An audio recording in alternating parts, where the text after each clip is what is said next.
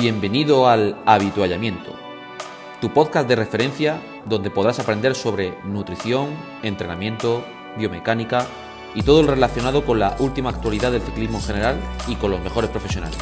Entra y aprende.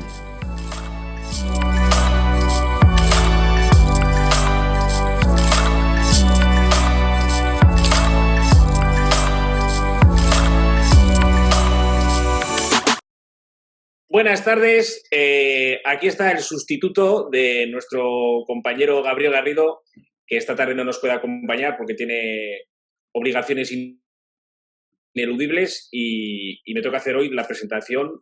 Primero saludar, como hace siempre nuestros compañeros, a Chema Arguedas. No, bueno, es verdad que yo soy el que lo presento. Raúl Celdrán, buenas tardes. Javi Solar y Hola. David Barranco. Buenas tardes. Y nada, deciros que hoy hemos traído a un invitado especial que seguro que va a despertar mucho interés porque es un tema que a más de uno nos ha podido tocar de cerca, algunos más que a otros, algunos los hemos sufrido también, algún susto que otro, y seguro que va a despertar mucho interés. Hoy nos acompaña Jordi Trías de Bes, que es cardiólogo, pero es que además de cardiólogo nos entiende muy bien porque es un sufridor encima de la bicicleta. Y Jordi Trías es médico en doctor en Medicina y Cirugía por la Universidad de Barcelona, especialista en cardiología, miembro del grupo de cardiología del deporte y de la sección de cardiopatías familiares y genética cardiovascular de la Sociedad Española de Cardiología, especial interés en cardiología del deporte y en muerte súbita cardíaca y su prevención. Es miembro de la Fellow de la Sociedad Europea de Cardiología y cardiólogo de la Asociación Española contra la Muerte Súbita. Y luego, entre su gran afición, como es el ciclismo, y que por eso nos va a entender mucho mejor, ha participado en varias quebrantahuesos, 6 o 7 lagos de Covadonga, 10 veces en la Tierra de Revences, 5 ediciones de la Maratona de los Dolomitas, varias veces en Maspalomas, Gran Canaria, Indurain, Mallorca 312, la Marmot. Bueno, con esto ya que os he dicho, yo creo que es suficiente. Y nada, muchas gracias, Jordi, por acompañarnos, que en el momento que se lo propuse aceptó rápidamente. Yo a Jordi lo conozco gracias a un amigo común, Pablo Bueno, que es el que, por decirlo de alguna forma, me fichó cuando empecé yo en esto con Planifica tus pedadas para la web de ciclismo a fondo, y nos conocimos en un homenaje que hicimos en Sabiñánigo a Mireia, y luego ya hemos tenido contacto, digamos, de vez en cuando, y alguna vez también me ha dado algún consejo con alguna anomalía que se suele ver por ahí o que te piden consejo. O sea que nada, si nos quieres hacer alguna presentación más por tu parte, Jordi. No, porque la que has hecho es demasiado larga, demasiado completa, has exagerado en algunas cosas. Soy cicloturista, no soy ciclista de altos vuelos. Y hola Raúl, hola David, hola Javier. Buenas. Hola Chema, encantado de estar con vosotros. Y nada, en lo que os pueda servir, aquí estoy. Pues que empiece, ¿quién empieza? ¿Empiezas tú? A ver, mira, si me dejáis, yo también quiero recordar a mi amigo Luis Acuña, que falleció hace muy poquito tiempo por una muerte súbita, un gran ciclista. Javi le conocía también. Y nada, que sirva un poco de pequeño homenaje para él, ¿vale? Mira, un par de cosas. Taquicardias empezamos ya directamente aquí al tema. Antes de que empiece Raúl, no sé si conoces un poco, Jordi, la metodología que seguimos un poco, que es porque, bueno, básicamente, pues preparamos 2 preguntillas cada uno. Hoy, como no está Gabriel, pues incluso haremos las preguntas por él. Entonces, bueno, pues unas 10 preguntas más luego todo lo que surja. Entonces, bueno, pues Me parece cómodo a contestar lo que quieras, a aportar lo que quieras. Sí, y nada, Raúl, venga, empieza. Pues mira, la primera, oye, yo pensaba que era poco frecuente, pero en ciclistas yo he tenido 2 que no sé si lo llaman algo de la onda Q, despolarización, repolarización, le dan taquicardias a veces durante el ejercicio, se ponen en 200, se paran y a los minutos empiezan a respirar, se les va. Le han hecho pruebas a los 2, no tienen ninguna cosa así evidente. Oye, dicen los médicos que les han visto a los dos que es una cosa autolimitada, que oye, que tampoco hay que preocuparse mucho. Y por lo visto, cuando hablamos entre nosotros es una cosa como bastante frecuente. Esto que a un deportista o a un ciclista le den taquicardias autolimitadas y que no vuelva a pasar. Estos chicos les coincidía cuando está un poco más estresado, cuando duermen mal, pero no por el ejercicio. No sé si tienes muchos casos o ejemplos. Mira, primero habría que precisar un poco a qué llamamos taquicardia, ¿no? Y en segundo te preguntaré, porque me pones los dos ejemplos de estos chicos que tú conoces, ¿de qué edades estamos hablando? Que es una pregunta que saldrá mucho durante la charla. Es que la edad en mi campo es muy importante, ¿sabéis? Entre 35 y 40 los dos. Bien. Por lo tanto, como repetiré en algún otro momento durante la charla, por debajo de 35 años, en medicina y en cardiología sobre todo, consideramos que son personas jóvenes, que son deportistas jóvenes. Por encima de 35, ya no digamos 40, 45, 50 y más, consideramos que son deportistas mayores. Másters los podemos llamar, veteranos. Te lo digo porque la patología de la que hablaremos extendidamente durante la charla es diferente en los dos grupos de edad. Tú me estás hablando de gente de 35 o 40 años, por lo tanto pensad, que ya lo sabéis de sobras, que como referencia una frecuencia cardíaca teórica máxima está alrededor de 220 menos la edad. Estamos hablando de, por ejemplo, de una persona de 40 años, pues mira, 180 latidos por minuto, con el esfuerzo, se entiende, debería ser una frecuencia cardíaca teórica máxima. No sé, cuando tú te refieres a estas taquicardias, o ellos, ¿qué es lo que notaban exactamente? Supongo que palpitaciones... Palpitaciones, bueno, y en el Garmin, claro, sale 195, 200, vale. Cuando sí. Entonces, 200 por minuto a estas edades es excesivo, desde luego. Ahora bien, la pregunta era, ¿se acompañaba todo esto de síntomas, por ejemplo, mareo, dolor en el pecho precordial, un síncope, que es una pérdida de conocimiento? Nada de eso, nada. Todo paraban, se ponían a respirar, a lo mejor se daba así y en un minutillo o dos se les pasaba y, claro, ya no seguían haciendo el esfuerzo. Claro, no es la primera vez que me consultan esto, porque como tú dices muy bien, es bastante frecuente ese tipo de consultas. Pero claro, se tenían que parar, se tenían que bajar de la bici, me imagino, descansar, ¿no? Más o menos. Más que nada por el susto, yo creo. Las veces, bueno, Edu y Fermín, por el susto que llevan, claro, pero no, ni los dos, ni mareos, ni nada por el estilo. Simplemente, pues eso, el agobio de estar ahí viendo 200 y pico y notarte tú que está el corazón... Entonces, Raúl, se merecen como mínimo se merecen un reconocimiento cardiológico completo, auscultación, tomar presión arterial, etcétera, etcétera, historia clínica, que muchas veces se olvida, y un electrocardiograma basal en reposo. Esto de momento. En función del resultado, yo como cardiólogo, ante estas situaciones diría, hombre, muy normal no lo parece, a no ser que os hayáis tomado 8 tazas de café la noche antes, que lo dudo, o la misma mañana, porque ya sabéis que hay gente que hace una carga de cafeína brutal, ¿no? Antes de salir a entrenar o antes de competir. Si no es eso, yo haría un reconocimiento médico. No me quedo tranquilo aconsejándote, bueno, ya no les pasará más. Son gente joven, 35 o 40 años. No, como cardiólogo, un poco sensato, yo les haría como mínimo un electrocardiograma de reposo. Ahí ya tenemos una buena base. Una pregunta. Dime, perdona. A raíz de esto que contaba Raúl, yo cuando en mi época de corredor sí viví con 19, 20, o sea, durante el entrenamiento ningún problema, pero luego estaba en casa y de pronto se me aceleraba el corazón. Y me acuerdo que fue la época en la que falleció Antonio Puerta, jugador de Sevilla, y ahí mentalmente ya, imagínate, me acuerdo que fui al cardiólogo, me hicieron un electrobasal, incluso me pilló las extrasístoles esas dentro de la sal.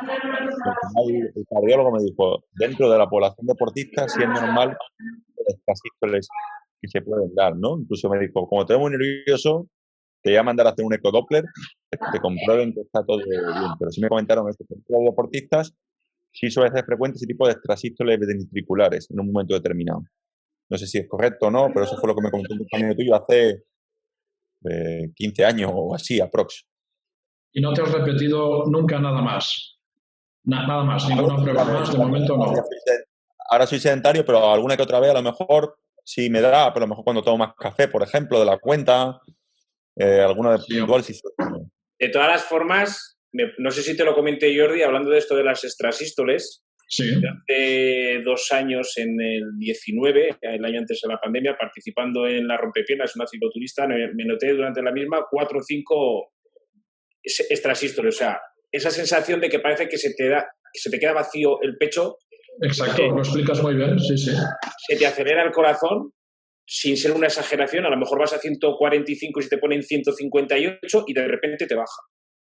Es como un vuelco que te da. Sí, entonces yo más o menos sabía lo que podía ser y ya empecé a pensar que tenía que mirarme. Pero es que salí 4 días después y me volvió a dar nada más salir. Y íbamos a hacer una ruta muy exigente por el Pirineo. ¿Y sabes lo que hice? Llamar al 112. Se montó la de Dios, vino el 112, me llevaron al hospital de Jaca y me tuvieron allí, pues me hicieron a ver si tenía la CK cardíaca, si había tenido, pues eso, una analítica de sangre, me tuvieron ahí monitorizando toda la mañana y me vieron completamente normal. La semana siguiente me hice un ecodoppler y una prueba de esfuerzo completa en el cardiólogo y me dijo que era muy habitual, o sea, que hasta, no sé qué barbaridad me dijo por hora, 500 extrasístoles por hora o una barbaridad, que me pareció a mí, que te pueden llegar a dar y no se consideran patología. En realidad, si estás hablando de un Holter ya sabéis lo que es, un registro electrocardiográfico. Hombre, aceptamos más o menos en un deportista como normal, no por hora, sino en 24 horas. O sea, más de 500 extrasístoles ventriculares, no supraventriculares, ventriculares, se merecería más exploraciones. Por ejemplo, sí, una prueba de esfuerzo, sí, por supuesto. Un ecocardiograma, Doppler color, y en función de los resultados vamos escalando. Me dijo que normal, me dijo que no me preocupara porque había sido un episodio, y de hecho no me han vuelto a dar. Alguna vez me han dado, incluso en el sofá, descansando, pero aislado. Es que, Chema, los extrasístoles son habituales durante la práctica deportiva. Todo está en si producen además algún síntoma más como lo que os he dicho, por ejemplo, desmayo, lipotimia, síncope, dolor precordial. Claro, esto ya levanta la sospecha y deberíamos hacer muchas más pruebas, ¿no? No asustemos a la gente porque tener extrasístoles, yo ya te digo que es muy habitual. Y sobre todo gente... El cardiólogo yo digo que igual llevaba tiempo con ellas y no te das ni cuenta que hay momentos de tu vida en los que estás más sensible y las notas más que otras que las notas menos, me llegó a decir. O sea que... Además, de acuerdo, Javier, pero si eso se repite... El Holter, si no recuerdo mal, 24 horas, más el ecodoppler, me dijeron que estaba todo en orden, que no me preocupara. Estoy de acuerdo, Javier, pero si esto se va repitiendo sucesivamente, eso levanta la sospecha de que puede haber algo más debajo de todo esto. Todos recordáis a Antonio Puerta. Bueno, Antonio Puerta, semanas antes, incluso días antes, parece ser, yo me he enterado después, que iba teniendo arritmias, ¿no? Y no sé si él no las contaba o no hicieron las pruebas adecuadas, pero bueno, una arritmia puede ser el primer inicio del diagnóstico de una miocardiopatía importante, como la que él tuvo, ¿no? Y que por desgracia pues, provocó su fallecimiento. Pero bueno, ¿qué diferencia hay entre una arritmia y una taquicardia? ¿Es lo mismo? Las arritmias son literalmente ritmo cardíaco no regular, no sincrónico, no acompasado. Entonces, dentro de este amplio mundo de arritmias, pueden ser taquicárdicas, es decir, muy rápidas, o todo lo contrario, pueden ser arritmias lentas. Hay bradiarritmias, que significan arritmias lentas, pero todo está englobado en ese nombre genérico, ¿no? Las más frecuentes, si me preguntas, ¿cuáles son las más frecuentes? Extrasístoles, seguro, pero hay otras de muy peligrosas, ¿sabes? Como la taquicardia ventricular, por ejemplo. Jordi, ¿cuál es la patología cardíaca que más se manifiesta en ciclistas? ¿O cuál es la que más se ve? Vale, pues mira, como os decía al principio, depende del tramo de edad. Hay una línea en medicina que delimita muy bien cuál es la patología que podemos esperar en un grupo de edad jóvenes, inferiores a 30 o 35 años, y superiores a 35 o 40 años. En este último tramo de edad, en los mayores, la patología de calle más frecuente, cuando encontramos algo, es cardiopatía isquémica, es decir, insuficiencia coronaria. Es decir, enfermedad ateromatosa, aterosclerosa de las arterias coronarias. En cambio, en el grupo de edad más joven, si encontramos algo, abrumadoramente son miocardiopatías familiares. Miocardiopatía hipertrófica, miocardiopatía dilatada, canalopatías, que son trastornos eléctricos de los iones de las células cardíacas y que pueden provocar en uno y otro tramo de edad muerte súbita. Por lo tanto, si vais a hablar después de qué podemos hacer para prevenir esto, desde luego hay métodos. Yo, por ejemplo, permíteme un momento, Chema, me llama mucho la atención el alto número de arritmias que están apareciendo en ciclistas profesionales. Por las noticias, o sea, cada cierto tiempo sale alguna, ¿no? Entonces, no sé si es algo que viene genético y que se manifiesta por ser ciclista profesional o por hacer ejercicio de larga duración y muy alta intensidad, o por qué puede aparecer esas arritmias, ¿no? ¿Por qué son tan habituales, entre comillas, ¿no? Que tampoco se sabe la prevalencia, ¿no? Pero parece que está como presente en el pelotón profesional. Sí, tampoco sabemos qué tipo de arritmias, ¿no? Falta poner un apellido más a arritmia. No es lo mismo una fibrilación auricular, que es muy frecuente y también muy frecuente en aficionados cuando ya son mayorcitos y siguen queriendo hacer ciclismo en unas dosis intensivas. Y me imagino que también en ciclistas profesionales, no con la frecuencia que los medios dicen. No es muy frecuente, porque todavía son chicos jóvenes. Estos son chicos jóvenes. Lo que ocurre es que el corazón de esta gente está sometida a un estrés indudable. O sea, todos sabemos lo que significan 21 días de una vuelta ciclista profesional. Es decir, hay una sobrecarga en todo el sistema cardiovascular, pero en la musculatura cardíaca también. Y entonces, esa fatiga, ese estrés, es arritmogénico, es decir, puede generar arritmias. No es que todo el mundo haya de tener arritmias, pero pueden ser frecuentes. Espero que no sean de las peligrosas, porque hay algunas que no hacen ninguna gracia, la verdad. Muchas veces algunos incluso se retiran y otros, pues con la técnica que se utilice para poder corregirlas, pues siguen con su práctica habitual. Viviani, Ulissi, son varios que se han... Barceló, por ejemplo, Barceló, hace poco, el último. Yo hace 4 o 5 años, un chico que iba a hacer la Titan Desert, le dije que hiciese una prueba de esfuerzo antes de comenzar a entrenar la calidad y me mandó un correo que el asunto era el peor día de mi vida. Y digo, va a ser el mejor día de tu vida, porque le sacaron antes de subirse a hacer la prueba de esfuerzo ya en reposo una hipertrofia ventrículo izquierdo de 21 milímetros, si no recuerdo mal. Este chico tenía una miocardiopatía hipertrófica, ¿sabes? Sí. Y este chico le retiraron del ciclismo, le pudieron medicación. 2 años antes había hecho otra prueba de esfuerzo y le descubrieron que era algo genético. Sí, es familiar. Y contacté con él, y por eso me decía que era el peor día de su vida. Y digo, no, si te acaban de salvar la vida. Exactamente. Y volví a contactar con él a los 2 años, a ver qué tal le iba la vida y tal. Y me dijo que con esto de las bicicletas eléctricas, que había sido todo un descubrimiento, que lo hacía de forma controlada y que tomaba medicación y que le permitía poder. Y me contó la anécdota de que un amigo suyo, que también iba a ir a los 2 años siguientes a la Titan Desert, entrenando, falleció por el mismo problema que tuvo él. Casualidad. Claro. Una cosa de esto, ya más a raíz de eso, yo me acuerdo que antiguamente para federarte yo tenía que pasar un electrocardiograma, un reconocimiento médico, y eso creo que se ha dejado de hacer. No sé por qué motivo, pero creo que es opinión mía. Y te iba a hacer la pregunta a ti, una de ellas, ¿crees que debería ser obligatorio, ¿no? Que antes de sacarse la ficha federativa haya un reconocimiento médico con mínimo un electrocardiograma, que es lo que Por es lo supuesto, mínimo Raúl. hace 15, 10 años para federarte. Por supuesto, Raúl. Yo soy de los que piensa, y no soy el único, que debería ser obligatorio. Un reconocimiento médico con electrocardiograma. Pero, a su vez, ¿quién interpreta el electrocardiograma?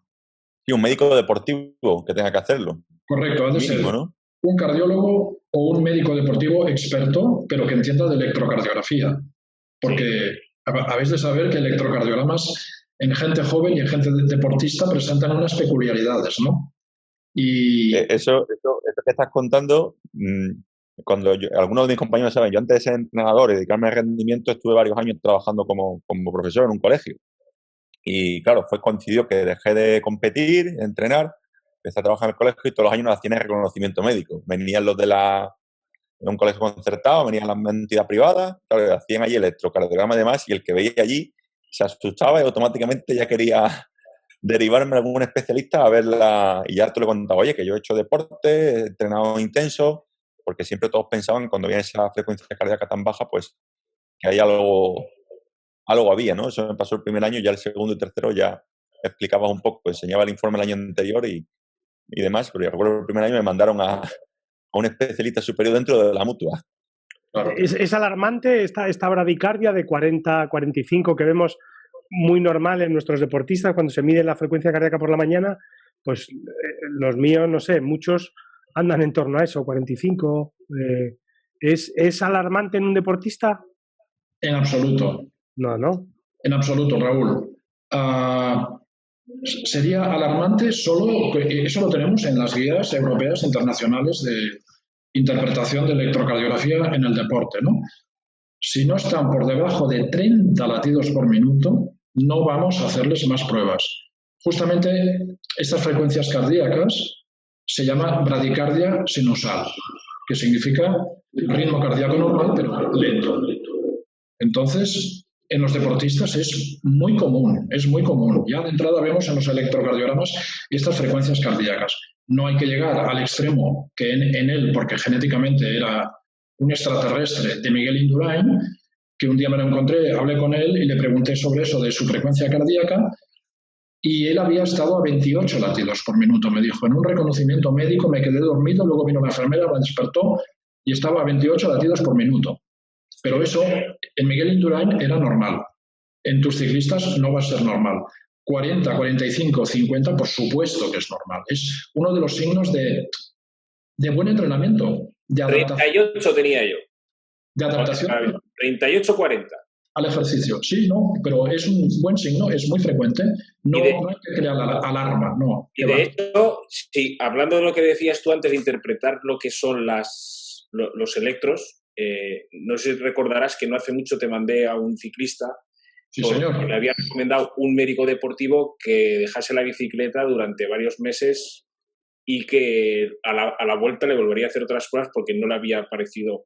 Y sin embargo, le recomendé que hablase contigo, le fue a tu consulta, porque a mí no me parecía desproporcionado lo que le habían dicho, ¿no? Porque que te retiren así y al final es una mala interpretación porque no, a lo mejor no haría lo que comentabas tú antes, que luego el chico ha vuelto a entrenar completamente normal y a hacer vida normal y era digamos, no tenía prácticamente nada. Fijaros, por cierto, ya que estamos hablando de esto, hay unos cambios adaptativos de lo que llamamos, como sabéis, el corazón del deportista, el corazón de atleta. En el ciclismo es muy abundante, el corazón de atleta, y en el jogging, y en los maratonianos, y en los ultra, lo que sea. Y consiste en unos cambios en el electrocardiograma. Uno de ellos es el más común, frecuencias cardíacas bajas. Incluso algún bloqueo cardíaco, fijaros, algún bloqueo cardíaco lo damos por bueno, porque estamos hablando de un deportista y es un bloqueo benigno. Hay otros cambios que son estructurales, las cámaras cardíacas, habéis oído hablar, que crecen algo, y se hipertrofian algo. De hecho, un 20%, creo recordar en un artículo, un 20% de los ciclistas del Tour de Francia hace unos pocos años tenían una hipertrofia cardíaca ligera. No debe sobrepasar de unos centímetros, no más de 11, 12 centímetros, milímetros, perdón. Ese caso que me habéis dicho, creo que tú, Chema, el de la 21 milímetros eran. Eso ya es muy patológico, eso es el diagnóstico exacto de miocardiopatía hipertrófica. Una de las causas de muerte súbita más frecuente en el deporte, en los jóvenes. Es así. ¿Y no crees tú, ahora que ya te hago la otra pregunta, luego también hablaremos de un tema que está ahora muy en boga a raíz del coronavirus? ¿Y no crees tú que esto de que ahora con la potencia, porque antes cuando no teníamos potenciómetro, si querías entrenar decentemente tenías que hacerte una prueba de esfuerzo, ya fuese por lactato, análisis de gases, al fin y al cabo te solían hacer un electro y te podrían sacar si tenías algo o alguna normalidad. Ahora con la potencia, como no hacen falta supuestamente esas pruebas de esfuerzo, porque lo hacemos con un test de 5 minutos, con 1 hora, 20 minutos, es algo que se va a dejar. Si ya de por sí se hacían pocas pruebas de esfuerzo, o no las que se deberían, esto va a repercutir negativamente, que mucha gente no se va a hacer una prueba de esfuerzo porque no lo necesitan, hablando mal. Pues Chema, espero que no sea así, porque la prueba de esfuerzo es la interpretación del electrocardiograma con un esfuerzo progresivo, ¿no? Entonces, al menos los cardiólogos lo que queremos ver ahí es cómo se comporta el ritmo cardíaco, por ejemplo. Si hay anomalías coronarias, habrá alguna alteración en el electrocardiograma, y todo esto se ha de interpretar. El potenciómetro no creo que sustituya a nada de eso.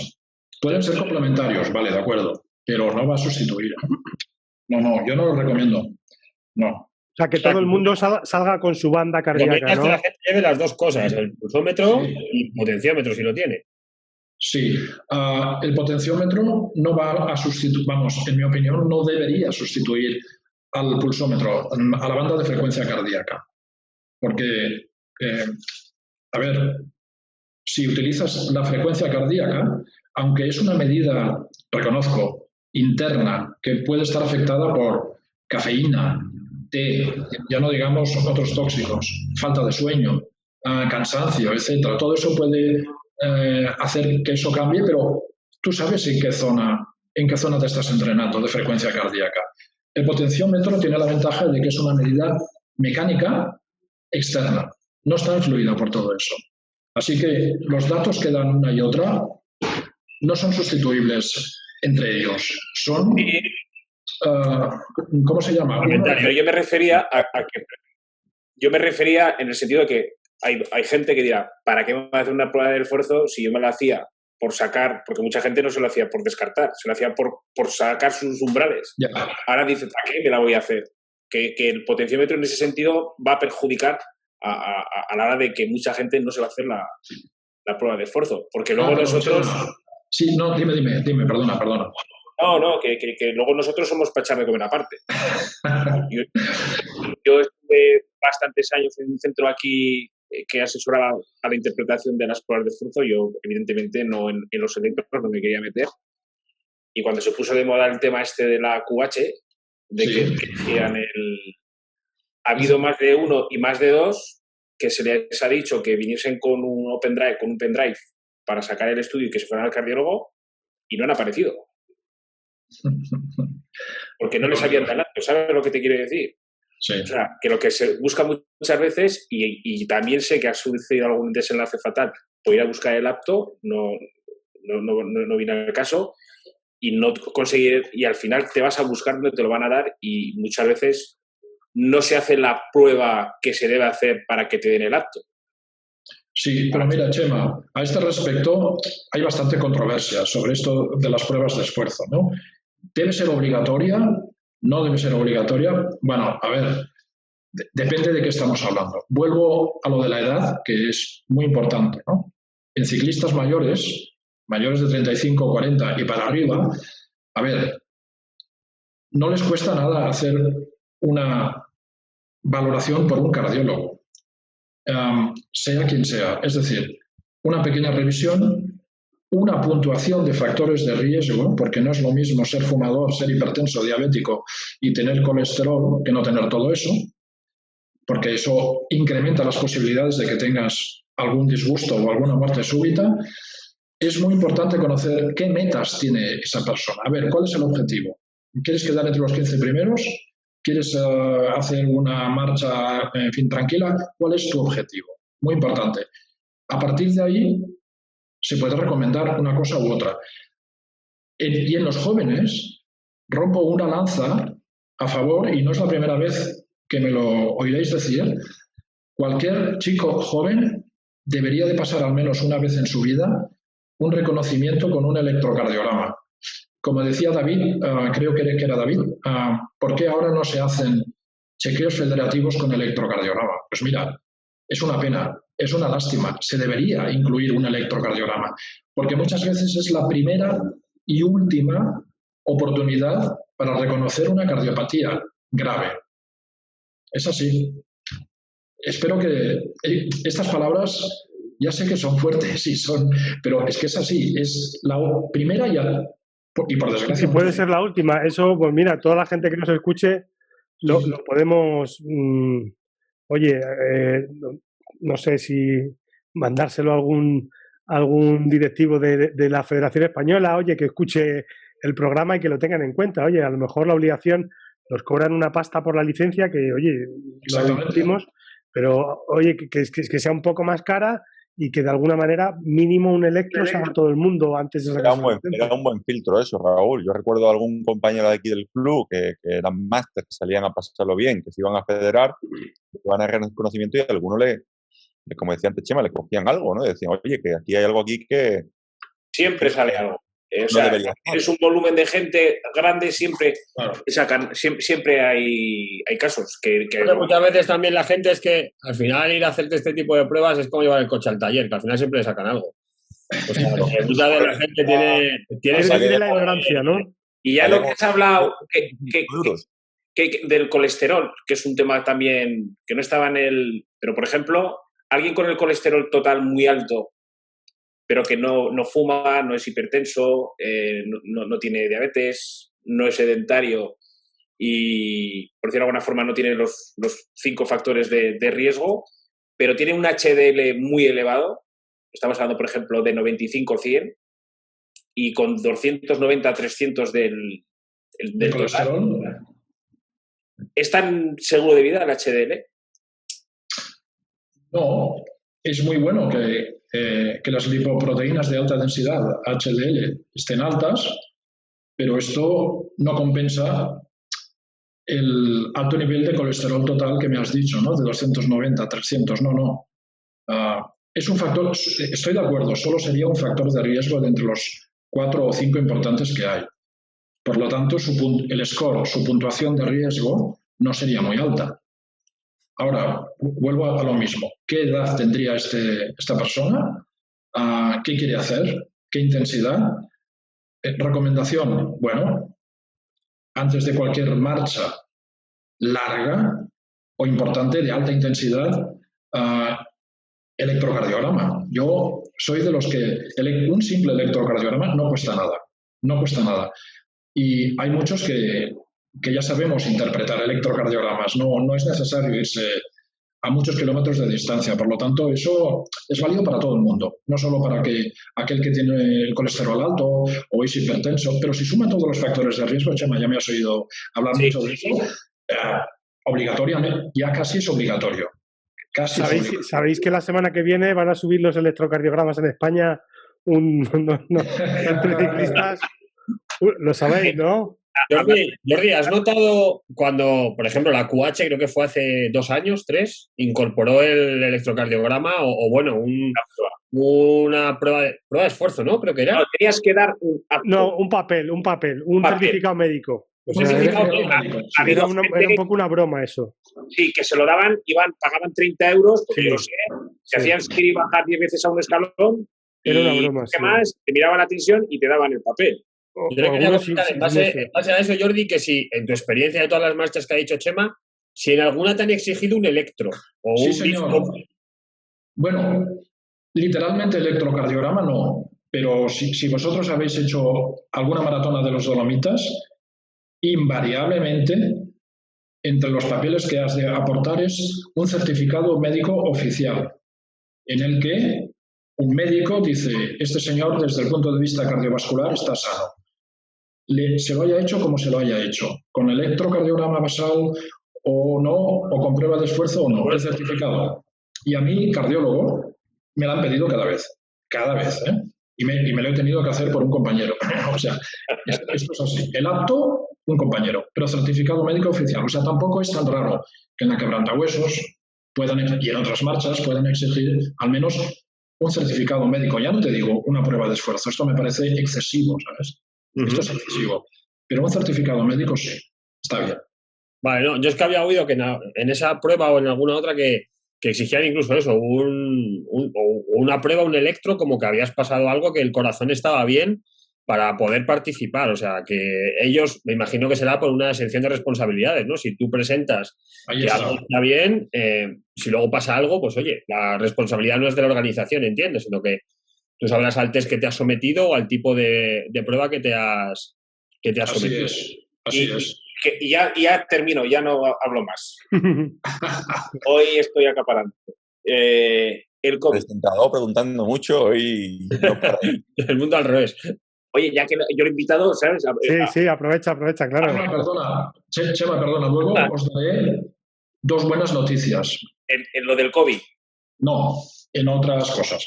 El tema del COVID, que sabes que hablé contigo, que yo lo había pasado y me recomendaste que me hiciese lo que me hice, un electro y aquí tenemos a nuestro amigo David, que también lo... Yo te quería comentar eso también. Yo trabajo en la universidad y entre otras cosas, pues tengo una parte que es investigación y pues no sé, o sea, yo al año puedo hacer 200 pruebas de esfuerzo. Este año llevo 0 por el COVID. Entonces, te quería comentar que, o sea, he leído muchos de los posicionamientos de la Sociedad Cardiológica, del peligro, de la desinfección de todos los materiales, etcétera, etcétera, etcétera. Y me gustaría saber, o sea, entiendo que el posicionamiento es claro, pero también hay posicionamientos internacionales que dice que se tiene que volver un poco a la normalidad en los laboratorios, ¿no? Que no está claro que haya que tener tanto tiempo en incubación, que no se está cuestionando los problemas, o sea, el que una persona que tenga el COVID y no sea, ¿cómo leí? A ver, espérate, si lo digo mal me corriges. O sea, una persona que tiene el COVID pero no lo manifiesta, si le sometemos a un esfuerzo, esa infección puede darle problemas en corazón y pulmones, creo que he oído, incluso. Es correcto, lo que dices es correcto, sí. ¿Vale? Entonces, ante esta situación parece que lo único que podemos hacer en un laboratorio para que alguien se pase una prueba de esfuerzo es ni antígenos. Es una PCR, porque además el antígeno solo nos daría la señal de aviso si está en un momento de carga vírica alta. Esta situación ha venido para quedarse en los laboratorios, en las pruebas de esfuerzo, porque imagino que tú pasas las pruebas de esfuerzo y a lo mejor estamos todos en un problema durante mucho tiempo. No sé ahora mismo qué solución viene o qué se va a poder hacer porque, ojo, hay otros países de Europa que están haciendo pruebas de esfuerzo, universidades en España, en centros médicos, que ya están haciéndolo. Y no sé si piden un PCR o no, o no sé cuál es. O sea, yo tengo dos preocupaciones. La primera, saber cuál es la forma más segura de que no le hagamos daño a un deportista, que para mí es lo más importante. Y la segunda, si por ejemplo alguien ya está vacunado, si le podría hacer la prueba. ¿Sabes? O sea, no sé si solamente con el PCR valdría. Entonces, no sé si me puedes dar un poco de luz sobre este tema o cómo está la cosa. Sí, mira, yo te puedo decir lo siguiente. Daos cuenta que ahora ya tenemos 1 año y medio de pandemia y ya sabemos más cosas que no sabíamos hace 1 año y medio. Se han ido publicando muchos artículos y os puedo decir que entre un 30 y un 40% se calcula de infecciones por COVID-19 ocurren sin síntomas, sin ningún síntoma. Estamos hablando de un 30-40%, que es mucha población mundial. No saben si han tenido el COVID-19, ¿vale? A no ser que se les haga después, no sé, PCR, anticuerpos, etcétera, etcétera, etcétera. Pero se calcula globalmente un 30-40% de la población han sufrido la infección y no tienen síntomas. Hombre, esto nos preocupa, porque se han publicado ahora muy recientemente algún caso de afectación cardíaca en deportistas jóvenes, incluyendo lo que es más terrible, que es la muerte súbita. Concretamente, mira, un jugador profesional de básquet norteamericano de 27 años, recuperado de la infección por COVID-19, ya recuperado, dado de alta, experimentó hace poco una muerte súbita cardíaca durante un entrenamiento, ¿no? Evidentemente, afortunadamente son muy pocos casos, pero sí sabemos ahora que hay un espectro diverso de manifestaciones cardiovasculares. Por ejemplo, miocarditis, que significa inflamación de la musculatura cardíaca. Necrosis, incluso de algunas células cardíacas, con elevación de enzimas. No solamente la CPK, Gemma, sino troponinas, ¿no? Muerte celular, también se da en la infección por COVID. A veces simula un falso ataque cardíaco. Hay arritmias y, en el peor de los casos, también un fallo cardíaco. Todo esto es un espectro de síntomas cardiovasculares que se pueden dar. Entonces, si la pregunta es, bueno, ¿qué hacemos con un deportista, con un ciclista, que no sabemos si ha pasado o no esta infección? Si la ha pasado, por supuesto, hay un tiempo de recuperación mínimo, no sé, 3 o 4 semanas después de haber sido dado de alta. Yo creo que entrenamientos ya puede hacer. Pero luego nos encontramos con el llamado COVID de larga duración, en inglés Long COVID-19, ¿no? Es una constelación de síntomas, que os diré ahora un poco cuáles son, que se manifiestan incluso pasadas 12 semanas de haber pasado la infección por COVID, de haber sido dado de alta. He leído sobre ello. Claro, y son tan inespecíficos, ¿no? Como una fatiga general, dolores musculares, falta de concentración, dolor de cabeza, sensación de ahogo, pero claro, todo esto, incluso alguien que no haya tenido esto también lo tiene. Así que no sé exactamente no sé qué deberíamos hacer, porque cada mes hay noticias nuevas, pero si tú te refieres una prueba de esfuerzo después de haber sido dada de alta, aunque no sea máxima, yo creo que eso lo merecerían para saber en qué punto está la recuperación, ¿no? O tu pregunta era otra y me decías... No, en un principio eso, y luego también, no sé si vosotros, a nivel, por ejemplo, una de las cosas que también he leído de la Sociedad Cardiológica, era pues todo el aparataje que se usa, pues al final está en contacto con saliva, con, pues eso, todo ese tipo de material he leído que tiene que estar hasta 72 horas inactivo para que se eliminasen posibles restos de que pudiesen haber ahí. Entonces, bueno, no sé si también, o no sé si tú haces pruebas de esfuerzo o no, imagino que sí, cuando tenéis algún protocolo específico de cómo gestionar todos esos materiales, las mascarillas, los permures, o sea, todo ese tipo de material que involucráis en la prueba de esfuerzo, ¿lo tenéis controlado, tenéis todo por duplicado, por triplicado? Porque si no, al final, como hagas 2 pruebas de esfuerzo al día, nosotros tenemos material para hacer muchas, pero el permure, que es por donde entra todo pues eso, el oxígeno, el CO2, eso tenemos 2, o sea que 3 tenemos, ¿no? Que podemos hacer 3 como mucho al día. Entonces, no sé, creo que la situación en los laboratorios de investigación ahora mismo es compleja en cuanto a para poder producir, para poder desarrollar ideas, protocolos que tú quieras hacer, ¿no? Porque al final, si no pasas una prueba y tienes valores, pues cuesta mucho, ¿no? Entonces, parece que de momento lo que nos atamos es a máxima desinfección y PCR antes de hacer cualquier cosa. Y bueno, pues a ver cómo va la cosa, porque yo también sí que me encuentro con, bueno, ya has visto casos seguramente, sigues el ciclismo, hay equipos sub-23 que lo han pasado, equipos profesionales que están encontrando casos, aún las burbujas pues pasan cosas, y sí que es verdad que está pasando eso que dices tú, que se encuentran corredores que recuperan muy rápido, que prácticamente no han tenido nada, y que luego hay corredores que les está costando más volver. O sea, que estamos hablando de 3, 4 meses, incluso en algunos, en volver a los valores de antes de la infección, ¿no? O sea, que es complicado. O sea, ahora mismo es una situación compleja y lo que tú dices, aprendiendo cada día todo junto. Sobre la marcha. Sí, para mí hay una pregunta inquietante, ¿eh? Que me la he hecho estas últimas semanas.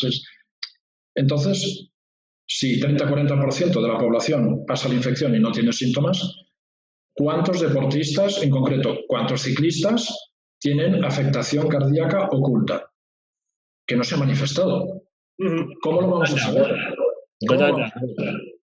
Es una preocupación. Para mí es muy inquietante. No, no te puedo decir ahora qué es lo que tenemos que hacer exactamente, ¿no? Sí, sí, Porque ir con cuidado, ir sobre la marcha, no sé, ser sensato, ¿no? Con ellos.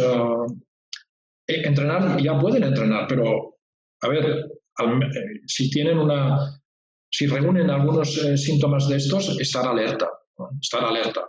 Mínimo un electrocardiograma después de haber pasado, o sea, eso sería como lo mínimo, siendo deportista de alto nivel, si has pasado la enfermedad, Sí.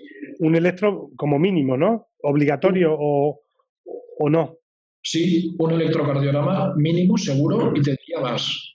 Y un ecocardiograma, que tampoco cuesta nada. Es una ecografía cardíaca con Doppler color, que lo que nos descartaría también es una afectación, eso que he dicho antes, de la musculatura cardíaca, que el miocardio no esté inflamado, que no haya una dilatación de cavidades, que inicialmente tampoco tiene que dar síntomas. Por lo tanto, yo me arriesgaría más y pediría un electrocardiograma y un ecocardiograma.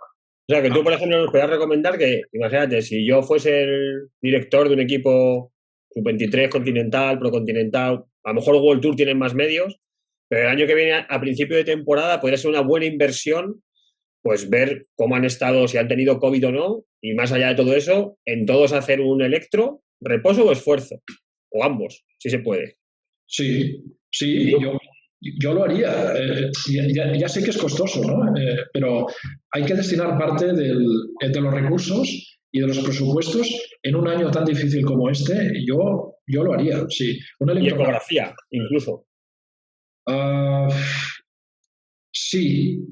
En un deportista de este nivel, sub-23, de estas categorías, yo creo, aunque hayan tenido PCRs negativos, no hayan tenido síntomas, pero casi que estoy para hacer un ecocardiograma. Es una prueba no invasiva, reproducible, fácil, dura 8 minutos, 10 minutos. Yo lo haría, sí. Bueno, pues nada, habrá que tomar nota para hacer cosas. Mira, yo te quería preguntar otra cosa un poco diferente. Sabemos que practicar ciclismo produce unas adaptaciones cardíacas, ¿no? Pues la bradicardia, la hipertrofia del ventrículo izquierdo, ¿no? Característica, ¿no? Sí. Esto a largo plazo, cuando uno o deja la competición o deja de practicar ciclismo, ¿puede ser perjudicial? ¿Habría que tomar alguna medida? No tiene por qué, Raúl, no. Estas adaptaciones, cuando se abandona, no es aconsejable que se abandone absolutamente la práctica de la actividad física, ¿no? Ahí tenemos el ejemplo del pobre Eddy Merckx, no sé si lo habéis visto, ¿no? Pero el hombre está... Yo lo vi hace poco, muy cerca, y está irreconocible. Probablemente no hace ningún deporte este hombre ahora. Pero le pusieron un marcapasos, ¿eh? Sí, pero... Sí, bueno, pero con marcapasos puedes hacer actividad física y estar más o menos bien de peso, pero es que yo lo vi extraordinario. Sí. Esa pregunta es, no, estas adaptaciones luego no tienen que pasar factura. Y si me preguntáis otra pregunta sobre eso, ¿y eso perdura en el tiempo? Todo el mundo que ha estado bradicárdico en su época profesional o en su época amateur intensa, luego va a seguir estando bradicárdico, presentará las mismas manifestaciones electrocardiográficas. La frecuencia cardíaca se va recuperando, eso es verdad, porque depende de la intensidad del esfuerzo y del entrenamiento intenso. Lo que se pierde antes es la bradicardia, es el lentecimiento de la frecuencia cardíaca. Si se mantiene, tampoco pasa nada, no es una enfermedad. Lo mismo ocurre con la ligera dilatación de la cavidad, concretamente del ventrículo izquierdo, ¿no? Que de hecho, en el mejor de los casos, solo aumenta con el entrenamiento intenso o en la vida profesional un 15 o 20% por encima de sus valores habituales. Y el incremento del grosor, hipertrofia, aumenta un 10%. Es poco. Si se mantiene eso después, cuando se deja la práctica deportiva, no pasa nada. No ocurre nada con eso.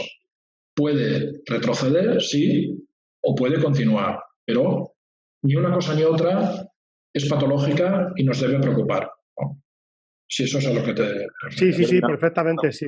Una pregunta un poco que va al hilo con eso. Yo conozco. Yo al final también me dedico un poco a la biomecánica y tengo muchos clientes que van allí, muchos no tienen un entrenamiento pautado y te cuentan, siempre preguntamos, oye, ¿cuántos días sales a entrenar?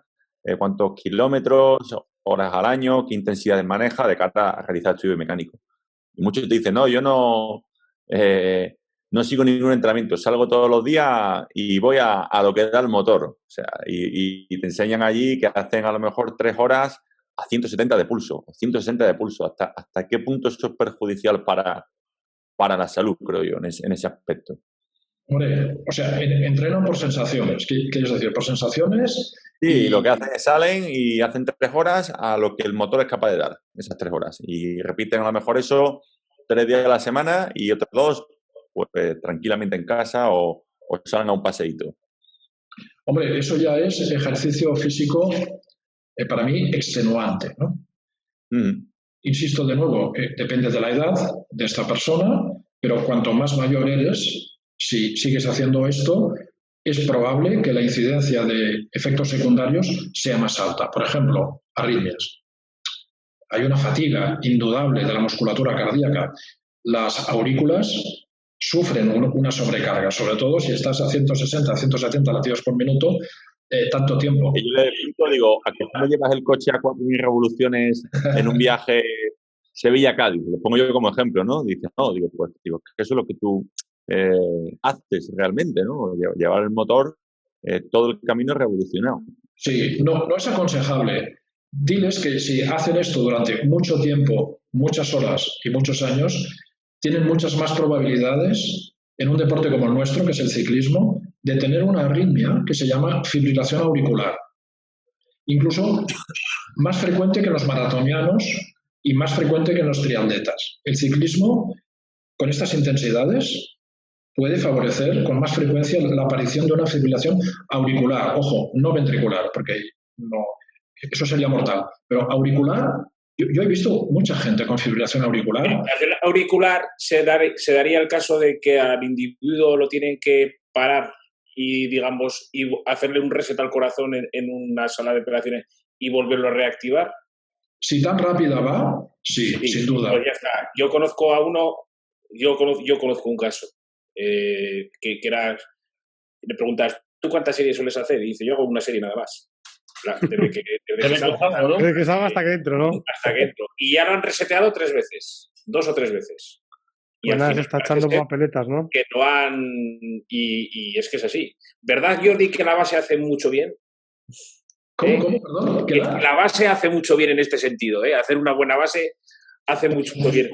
Por supuesto. Pero esta persona concretamente, a ver, supongo que le han aconsejado que afloje, ¿no? Por lo menos que afloje. Sí, eso desde luego. Pero sí, pero es que estaba acelerado prácticamente todo el día. Pero como si fuera un agobio continuo. Pero esto es más habitual de lo que parece. Es muy habitual. Que salgan 2 o 3 días de semana, sí. Pues entonces, y además hay un problema añadido, que es la edad media de todos estos compañeros ciclistas, aficionados, recreativos, si queréis, pero que siguen un protocolo de entrenamiento porque les gusta, porque van a participar en marchas. La edad media crece cada año. Ahora yo creo que ya debe ser de unos 43, 44 años, ¿no? Entonces, ¿qué quiere decir? Que el desgaste que el corazón y la musculatura cardíaca sufren es mucho mayor. Vamos a ver más arritmias, ya os lo digo ahora, vamos a ver más arritmias. Es posible que veamos algunas muertes súbitas más frecuentemente en este deporte y en otros, ¿sabes? Porque esto es así. Y Jordi, una pregunta. ¿Puede ser que alguna de las muertes súbitas que aparecen puedan ser por arritmias que no están diagnosticadas? Sí, puede. De hecho, en último momento, todo el mundo que muere de muerte súbita en el deporte muere por una arritmia letal que se llama fibrilación ventricular. Ese es el punto final. No tienes allí dispuesto un desfibrilador en ese momento si estás haciendo una marcha ciclista. Otra cosa es en una cancha de básquet, en un estadio de fútbol incluso, tienen una oportunidad, la última, que es un desfibrilador. Pero una fibrilación ventricular es una arritmia letal y si tenéis esto es porque previamente no se ha detectado una enfermedad cardíaca, una miocardiopatía. Por eso insisto tanto toda la charla en la prevención. ¿Y eso se podría, qué forma tenemos de que la gente pueda descartar que tiene eso? ¿Un electro? Depende de la edad. Otra vez. Porque claro, la mayoría de muertes súbitas que se dan en gente máster, en veteranos, son por infartos de miocardio, por enfermedad coronaria. Dificilísima de detectar con un solo con un electrocardiograma de reposo. Ya os lo digo, muy difícil, aunque yo abogo por electrocardiogramas de reposo y lo que haga falta, pero si solo se limitan esta gente a hacer un electrocardiograma de reposo teniendo factores de riesgo coronario, que hemos hablado antes, no es suficiente y es muy difícil de detectar. En cambio, en gente más joven, el electrocardiograma es capaz de detectar el 80% de los casos de miocardiopatías hipertróficas, que es la primera causa de muerte súbita en el deporte en jóvenes. Es capaz de detectar displasia ritmogénica de ventrículo derecho. Es capaz de detectar miocardiopatías dilatadas. En gente más mayor es más difícil, lo que no quiere decir que no se tengan que hacer un reconocimiento médico, desde luego. Sí. Os quería dar un par de buenas noticias y no hablar tanto de muerte súbita porque estamos entristecidos y lo que vamos a dejar es una sensación de el deporte es malo para la salud. Pues no, el deporte cualquiera es muy bueno para la salud, para todos, no para un grupo. Esas noticias... Jordi, ¿por qué hay todavía médicos que no recomiendan la práctica de actividad física? No puede ser. O que dicen que... Yo, por ejemplo, mi última pregunta era que después de todo lo que estamos diciendo, que me imaginaba que iba a coger un poco la línea esta de la conversación, que si podemos decir que el deporte, que si el ciclismo es seguro. Pues claro, a lo mejor la gente ahora después de escuchar dice, uy, yo me voy a comprar una raqueta de pádel y me voy a vender la bici. Entonces, yo creo que al final hacer deporte es seguro y es sano. Mira, entonces, ahí voy yo, pero antes de decirte lo que te tengo que decir al respecto es el deporte es bueno para todo el mundo. Y si algún día alguien inventa en forma de cápsulas o de comprimidos actividad física, se hará multimillonario, porque vamos a recetar una cápsula de actividad física cada 8 horas, porque esto es un medicamento, es el mejor tratamiento. Primero, es barato. Segundo, no produce efectos secundarios. Y tercero, puede practicarse prácticamente en cualquier sitio y en cualquier lugar. No hablo de la bicicleta solamente, ¿no? Y por esas razones y otras más, porque disminuye la incidencia de infarto de miocardio y de cáncer en edades más avanzadas de la vida, yo lo recomendaría para todo el mundo. Pero si me dices, ¿y qué buenas noticias tienes al respecto para los ciclistas? Pues mira, tengo delante mío 2 artículos publicados recientemente, hace 2-3 años. Uno lo firma el catedrático Alejandro Lucía, que ya sabéis quién es. Sí, David le conoce. Le conozco algo. Claro que sí. Y se publicó y dice, los deportistas de élite viven más años que la población general. Esto es un metaanálisis, es decir, un estudio de varios análisis y de estudios publicados a este respecto. Los deportistas profesionales, los de élite, viven más años que la población general. Por lo tanto, el deporte algo interviene aquí. Pero si concretamos en el ciclismo, hay otro artículo que lo tengo guardado porque es una joya, que se llama Incidencia de muerte súbita cardíaca en ciclistas profesionales. Pues bueno, me conozco yo bien ese. Mucho menor que en la población general.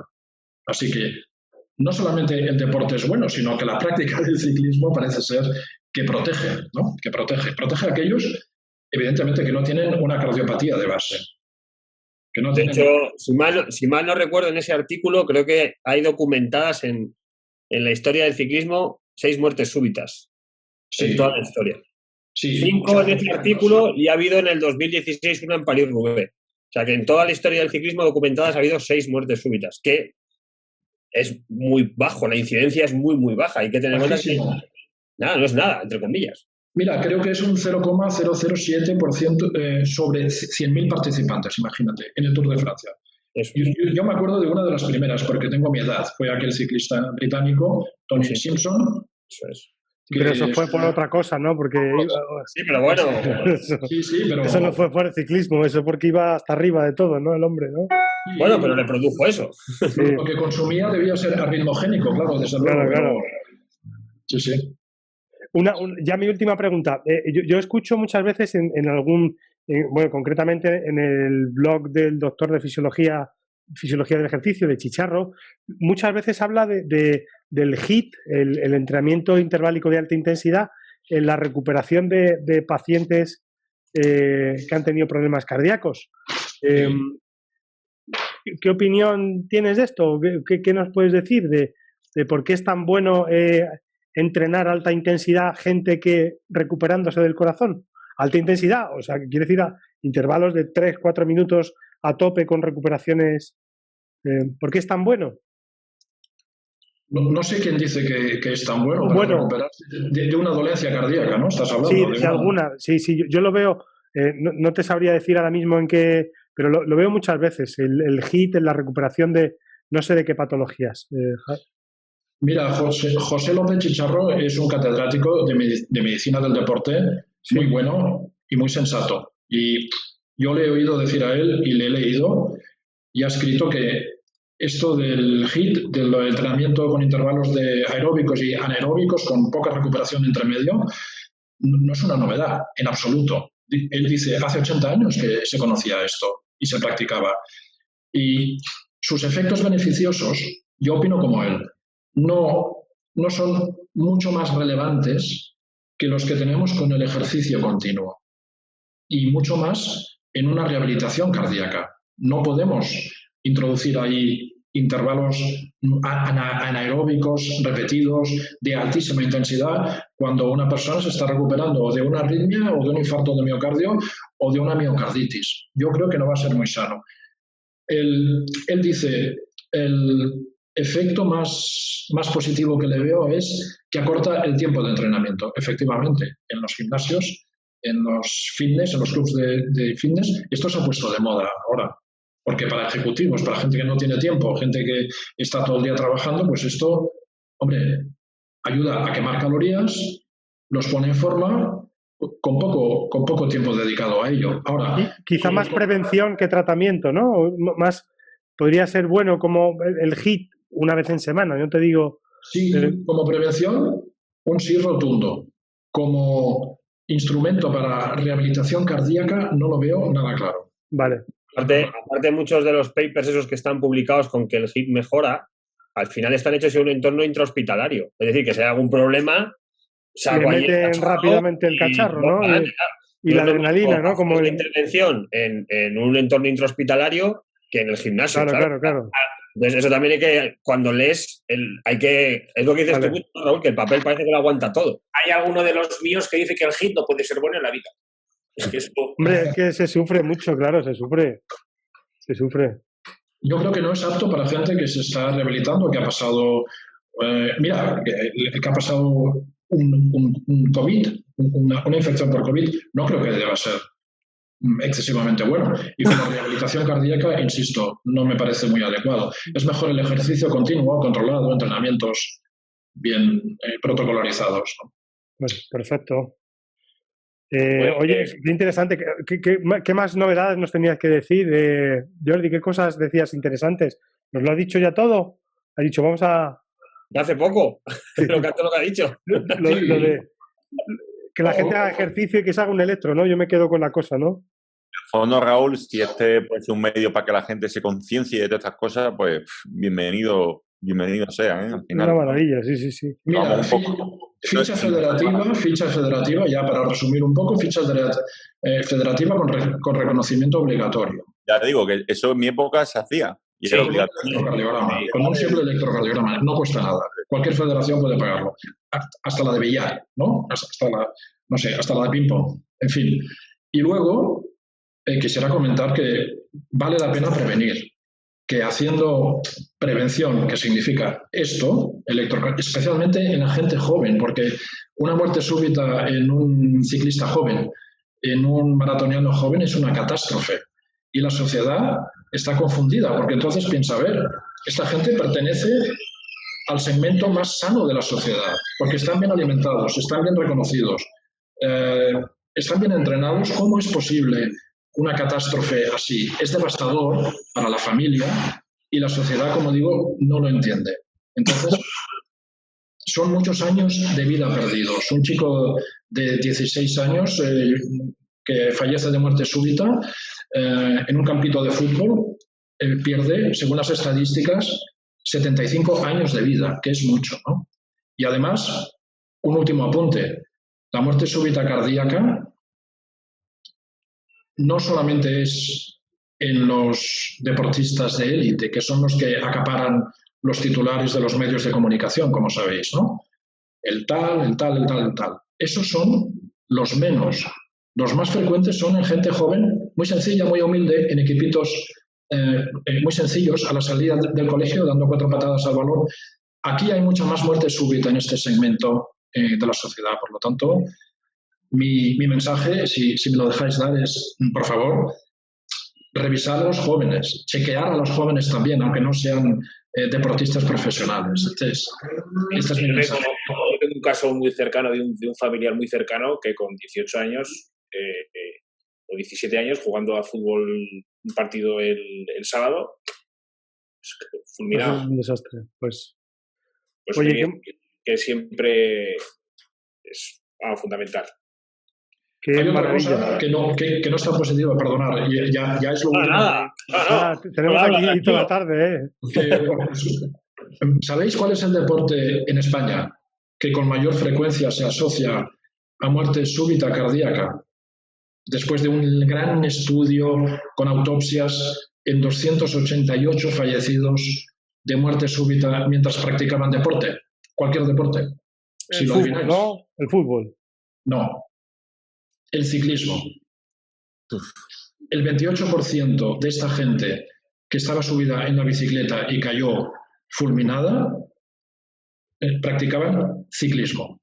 Y después, inmediatamente después, el fútbol, un 18%. Y los runners, un 17%. Claro, estas noticias hay que tenerlas en cuenta también. Hay que transmitir eso. Ojo, porque es muy sano, yo ya lo he dicho continuamente durante la charla. El deporte es muy bueno para todos, hay que hacer deporte, pero hay que hacer prevención también. Ese es el mensaje. Pues nos quedamos con esos dos mensajes, que hay que hacer deporte y que hay que hacer un electro. Chavales, los que nos estáis escuchando. Más o menos es así, Raúl, sí. Yo no me quiero despedir sin volver a recordar a mi querido Luis Acuña y a sus amigos que nos escuchan un montón y su familia, oye, y que esto sirva también un poco para que todos los que nos estáis escuchando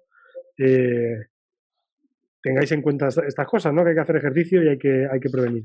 No, y que pasa a gente cercana, como te ha pasado a ti hace bien poco. O sea, que un cliente o un deportista que tú entrenas o de la grupeta, o sea, todos al final yo creo que siempre tenemos un caso más o menos cercano que conocemos, sí, que te ha pasado algo. Entonces, nosotros, teníamos, ahora hablando, un compañero de grupeta, multigrupeta, de estas que te juntas un día a la semana, que le recomendaron, además siendo su mujer médico, que no hiciese ejercicio porque le habían detectado algo, se había detectado algo, y cogió la bicicleta y falleció, haciendo... Que es que muchas veces, esto de que a mí no me va a pasar, que por eso me asusté yo tanto el día que llamé al 112, porque aunque sabes, también coincidió que acabamos de salir, noté un dolor en el pecho, que debió ser muscular, más que, digamos, cardíaco, y ya empiezas a hiperventilar, tú mismo te autogestionas, ¿sabes lo que te quiero decir? Y dices, ostras, ¿qué pulso llevo? No estoy haciendo nada aquí. Y digo, a ver si va a estar yo siempre dando tantos consejos y tantas pruebas de esfuerzo y tal, y me la voy a liar. Yo creo que es importante no jugar a la ruleta rusa, ¿no? Si todo el mundo más o menos tiene un contacto o tiene algo que le ha pasado alguna vez algo, o todos conocemos un caso, pues estaría bien que demos ejemplo y que nos chequemos los primeros, ¿no? Pues eso, que sepamos que estamos sanos para poder hacer práctica de actividad física, que yo creo que es importante, que la actividad física, como bien había dicho Jordi, pues está claro, tenemos claro que no cura nada, pero sí que lo mejora todo, ¿no? Y para mejorarlo hay que estar sano. Así es. Este es el mensaje, sí. Mira, ya una última pregunta, si me permitís. Nosotros estamos muy liados siempre con el tema de la variabilidad de la frecuencia cardíaca como medida de estrés en general. Esto viene de la cardiología, ¿no? Porque no es una cosa que le haya implementado el deporte, ¿no? Nosotros se lo recomendamos a todos nuestros deportistas que se lo midan por la mañana. Ahora hemos empezado también a medirlo después del entrenamiento. Que ¿Tú le ves útil, no lo ves útil el tema de medir la variabilidad de la frecuencia cardíaca en reposo o después del ejercicio y tomarlo como una referencia para la medida del estrés, no sé si del corazón, del sistema nervioso? Sí, tiene su interés, porque gente que está habitualmente en reposo, ya no digamos en ejercicio, hablo de gente que está sentada en un sofá, ¿no? En reposo, en segmentos altos de frecuencia cardíaca, no digo taquicardia es toda frecuencia cardíaca mayor de 100 latidos por minuto, pero hay gente que está en segmentos altos de 80, 85, 90 latidos por minuto. Hombre, ese segmento, aunque luego haya por la noche, por ejemplo, un valle importantísimo y anotan 50, 55, 60 latidos por minuto, ese segmento alto yo creo que no es un punto crítico, pero yo creo que si se mantiene así durante semanas y meses, más razón todavía para practicar alguna prueba más, ¿sabes? No compleja. Por ejemplo, un holter electrocardiográfico, no sé si hemos hablado de ello, pero durante 24 horas, a veces 48 horas, nos daría una imagen muy precisa, una estadística muy buena de esa variabilidad de la frecuencia cardíaca. Yo si viera a una persona joven así, en segmentos de habitualmente 80, 85, en reposo 90, 95, primero le preguntaría, oye, ¿consumes cafeína? ¿Consumes coca? ¿Consumes mucha Coca-Cola, muchos cafés? ¿Duermes bien? ¿Tienes fiebre? ¿Tienes anemia? Claro, todo eso aumenta la frecuencia cardíaca y la variabilidad de la frecuencia cardíaca. Y luego, pues quizá le practicaría eso, algún holter electrocardiográfico. Tiene su interés, sin duda. Pues fenomenal. Pues oye, pues nada, de todo. Oye, tenemos el grupo de Facebook, nos han preguntado muchas preguntas, yo creo que las hemos revisado casi todas. La gente que quiera ahí meterse, podcast del avituallamiento. En el email hace muchos días que no llega ninguna pregunta. Si no queréis, yo ya he terminado de hablar. Yo creo que llevaré por hoy, sí. Yo por hoy está perfecto. ¿Algún proyecto que nos quieras contar, Jordi? ¿Alguna cosa que tengas, aparte de todo lo que hemos hablado? O si la gente te quisiera consultar, te podrían... ¿Dónde pueden contar la gente, Jordi? Si me quieren consultar algo, que hablen con Chema, que les dará todas mis referencias. Vale, perfecto. A Chema le metemos Bueno, que busquen doctor Jordi Trías y seguramente que salga por ahí en algún sitio su clínica o donde pase consulta, ¿no? ¿Dónde pasas consulta habitualmente, Jordi? Pues mira, yo estoy en un hospital privado prácticamente todo mi tiempo, donde tengo mi departamento de cardiología, ¿no? Donde hago, pues, ecocardiogramas, pruebas de esfuerzo, holters, etcétera, etcétera, etcétera. Y ahí concentro mi actividad y también me dedico con más ilusión, ¿no?, a prevenir la muerte súbita, si puedo, cardíaca en jóvenes a través de un proyecto que patrocina, hay que decirlo, la Fundación QAES valenciana, con mucho entusiasmo, junto con la Asociación Española contra la Muerte Súbita, José Durán 7. Entre los dos, yo soy uno de los coordinadores principales, junto con alguna compañera en Valencia y en Madrid, porque se hace en 3 ciudades españolas al unísono, y consiste, os lo sintetizo rápidamente, está dirigido a gente joven entre 15 y 16 años, porque no podemos abarcar muchísimo más porque el presupuesto es el que es, ¿no? Y lo estamos haciendo ya desde hace 2 años. Entonces vamos a dar charlas a colegios, institutos, etcétera, escuelas, para concienciar a los jóvenes de estas edades que si hacen deporte hay que prevenir algo que puede ser algún problema. Y les ofrecemos gratuitamente, todo es gratuito, absolutamente, una revisión cardiológica. Hay que apuntarse en una página web, una revisión cardiológica completa que incluye cardiólogo, electrocardiograma, ecocardiograma, Doppler color, todo eso en ese momento. Y si encontramos algo sospechoso, les hacemos hacer una resonancia magnética o un Holter, hasta un estudio genético. Y todo eso es gratis. Y lo estamos haciendo en 3 ciudades españolas: Madrid, Barcelona, Valencia. Y si queréis por otro orden, exactamente igual. Y con esto yo creo que es una manera de prevenir. Hay otros países en el Reino Unido que lo hacen más sistemáticamente. Hay más fundaciones de este tipo. Y yo siempre pongo como ejemplo de país que se preocupa por sus deportistas jóvenes, Italia. Italia, desde 1982, por ley estatal de obligado cumplimiento, cualquier joven, cada año que se enrola en un deporte individual o de equipo, ha de pasar lo que llaman ellos un certificado de aptitud, que incluye, como os podéis imaginar, un electrocardiograma, ¿no? Aparte de una exploración cardíaca. Casi 3 millones o 3 millones y medio de jóvenes cada año en Italia pasan una revisión cardiológica antes de empezar a hacer deporte. No cuesta tanto, porque un estado como el italiano lo sufraga. Y por lo tanto, deberíamos de pensar a autoridades, administraciones, federaciones, etcétera, qué hacemos con nuestros chicos y con nuestros jóvenes deportistas en general, ¿no?